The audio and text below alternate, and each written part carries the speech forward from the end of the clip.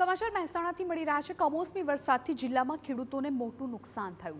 પૂર્વ deputy CM Nitin પટેલની સરકાર પાસે સહાયની માંગ।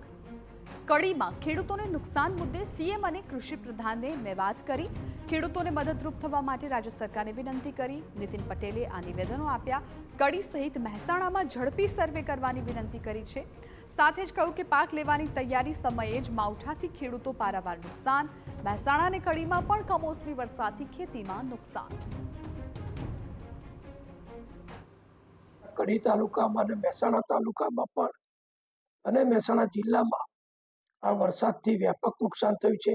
માનનીય મુખ્યમંત્રી શ્રી અને માનનીય શ્રી જીતુભાઈ વાઘાણીને મેં ફોન ઉપર તો વાતચીત કરી છે જીતુભાઈ સાથે કે કડી તાલુકામાં પણ વહેલામાં વહેલી તકે ઝડપથી સર્વે કરાવો અને જે ખેડૂતોને નુકસાન થયું છે એમને વહેલામાં વહેલી તકે ઉદારતાથી સરકાર રાહત આપવા સહાય કરે અને ખેડૂતોને મદદરૂપ થાય એવી વિનંતી મેં કરી છે।